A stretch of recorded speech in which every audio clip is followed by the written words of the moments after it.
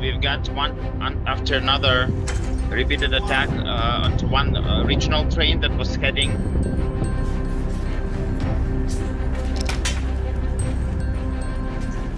from the station called Tereshinska to the station Novgorod-Siversk. Russia has intensified attacks on Ukraine's railway network in what analysts describe as a shift toward precision logistics warfare. Ukraine's national rail operator reports that strikes in September doubled compared to August. The railway remains Ukraine's main transport mode for both military and civilian logistics after air travel was suspended in 2022. On October 4th, drones hit a passenger train in Shostka, Sumy Oblast, in a double-tap strike. 2 attacks in quick succession. 1 person was killed and 9 were injured, including 3 children.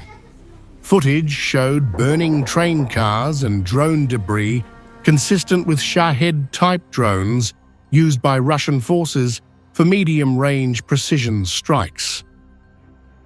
Starting in August, the enemy really began to hit the railway infrastructure even more. In fact, they did not stop. There was not a single week since February 2022 when there were no strikes on the railway, but now there is clearly an intensification. We see this not only in the number of Shaheds, but also in the accuracy of the strikes. They hit directly at the locomotives, clearly seeing that this is a passenger train. There are no military trains here.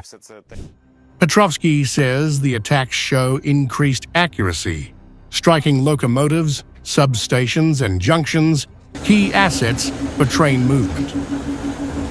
Analysts say Russia has upgraded Shahed and Geran drones with onboard cameras and radio modems for real-time video and flight correction. The shift from pre-programmed to remotely guided drones improves precision and allows greater control during strikes. Ukraine's railways carry 63% of national freight and 37% of passengers. Since August, nearly 270 attacks have been reported. Between January and August 2025, freight volumes fell 11.7% and passenger traffic declined 4.2%, reflecting the logistical strain caused by repeated strikes. I just entered the office. It was approximately 3:30 in the morning. Just before my eyes, I could see the attack on the train wagon. A Shahed hit the wagon. When this happened, I immediately ran downstairs, called the management, and ran to see what could be done. Rail staff continue working under fire, often repairing lines immediately after attacks to restore service.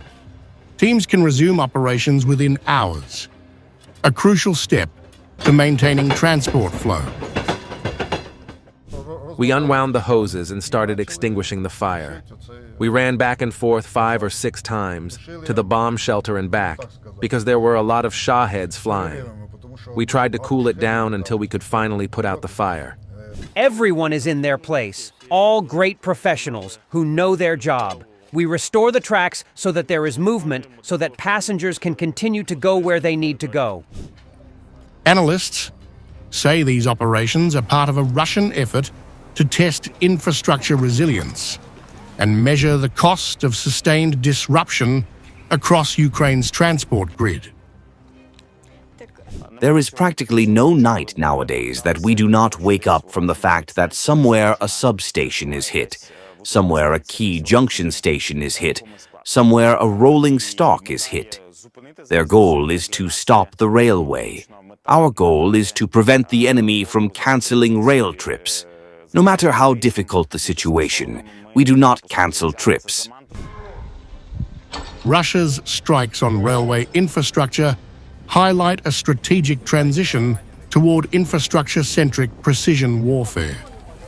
By combining upgraded drones with logistics mapping, Moscow appears to be prioritizing disruption of movement and supply over territorial advances, underscoring how control of infrastructure has become central to modern warfare.